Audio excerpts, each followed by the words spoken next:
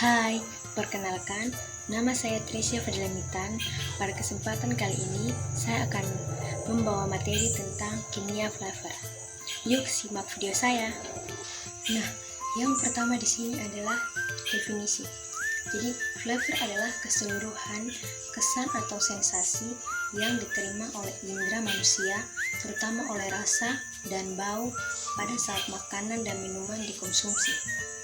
Ada juga pengalaman yang saling berbeda tetapi menjadi satu kesatuan dari indera pengecap atau pencicip, pembau, dan perasa termasuk di dalamnya sesuai rasa hangat atau rasa sakit yang ringan seperti rasa pada pedas. Nah, di sini juga ada tujuan penambahan flavor. Ada 6, yaitu yang pertama, meningkatkan daya tarik pangan, yang kedua, menstandarisasi flavor produk akhir, yang ketiga, menguatkan flavor awal yang lemah, yang keempat, menggantikan flavor yang hilang selama pengolahan, yang kelima, menutupi karakter-karakter yang tidak menyenangkan, dan yang terakhir adalah meningkatkan nilai ekonomis produk.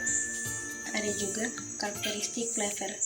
Ada 6 juga, yaitu yang pertama, stabil dalam pemanasan pada media cair atau larutan. Yang kedua, larut sempurna dalam air. Yang ketiga, terdispersi secara merata dalam air, minyak, dan koloid bahan pangan. Yang keempat, dapat diproduksi dengan profil aroma dan cita rasa yang diterima. Yang kelima, unik, dan yang terakhir yang keenam adalah stabil selama penyimpanan.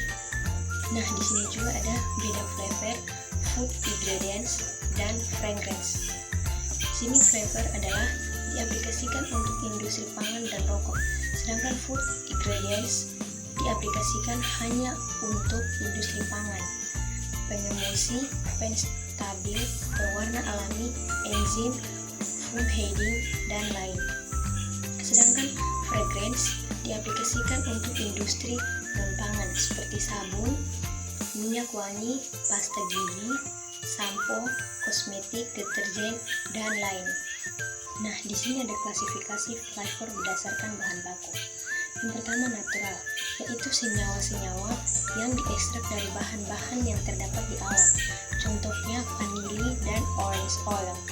Yang kedua adalah natural identical, yaitu senyawa-senyawa yang dapat diekstrak atau terdapat di dalam tetapi pada proses pembuatannya dibuat secara kimia atau sintesis, dan sedikitnya 99% memiliki kesamaan dengan bahan aslinya, contohnya etil asetat dan lakton. Dan yang terakhir adalah artificial, yaitu senyawa-senyawa yang tidak terdapat di alam dan hanya dapat dibuat melalui proses sintesis, namun dapat memberikan efek flavor tertentu. Contohnya, etil vanili mempunyai struktur dan flavor yang hampir sama dengan vanili, namun hingga saat ini belum ditemukan secara alami. Di sini juga ada klasifikasi flavor berdasarkan fungsi, yaitu savory flavor, yaitu flavor yang bersifat gurih dan umumnya diaplikasikan untuk produk-produk mie instan, meals, sup, dressing, dan snack. Yang kedua adalah sweet flavor, yaitu flavor yang bersifat manis dan umumnya diaplikasikan untuk produk-produk minuman. Ada beverages, confectionery, produk-produk susu, dan sebagian kecil untuk produk roti. Tobacco flavor, yaitu flavor yang diaplikasikan khusus untuk produk rokok. Berikutnya adalah sumber flavor alami. Yang pertama adalah binatang dan derivat botani. Bahan yang terbentuk selama proses metabolisme normal pada binatang atau tanaman. Umumnya digunakan dalam bentuk kering atau dalam bentuk bahan aromatik yang diekstrak dan dimurnikan. Ada juga hasil bioteknologi, yaitu komponen aromatis hasil kinerja enzim atau mikroba.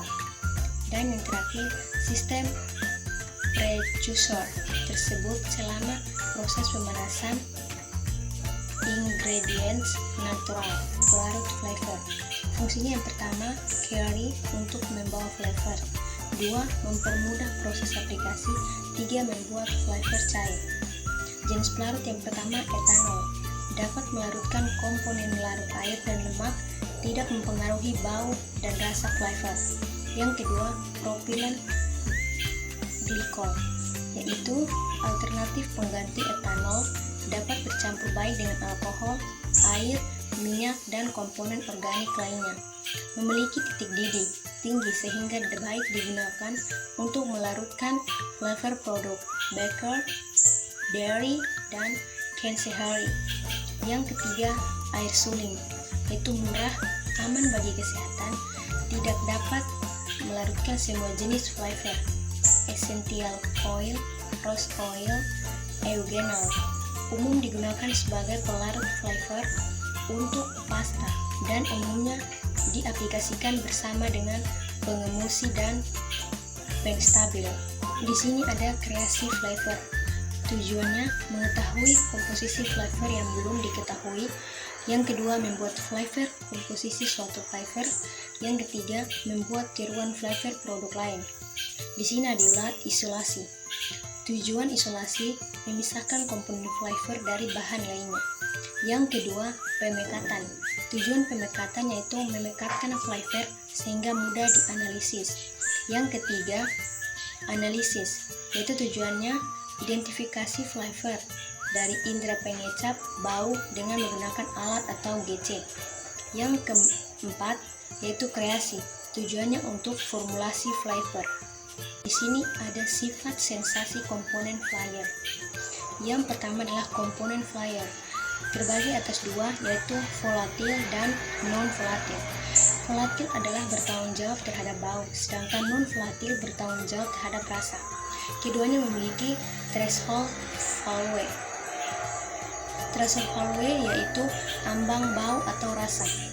Konsentrasi terendah suatu senyawa di mana bau atau rasanya masih dikenali dan dipengaruhi oleh tekanan dan suhu. Prosedur penentuan dan penulis penguji. Di sini ada juga potensi pengembangan flavor alami. Paradigma baru pasca tragedi 11 September 2001 memicu perubahan gaya hidup yang cenderung menuju arah back to nature, yaitu peningkatan perhatian dan selektivitas pemilihan bahan pangan sehat tanpa penambahan bahan aditif artificial. Peningkatan permintaan natural flavor, buah, rempah, dan lain-lain. Nah, di sini juga ada istilah sifat sensasi. Yang pertama, mouthfeel, yaitu sensasi yang diterima oleh indera perasa yang berupa rasa dingin, pedas, dan lembut. Yang kedua, bau, yaitu kesan yang diterima oleh indera pembau atau hidung. Yang ketiga, rasa, yaitu kesan yang diperoleh oleh indera perasa. Yang keempat, aroma, yaitu bau yang menyenangkan.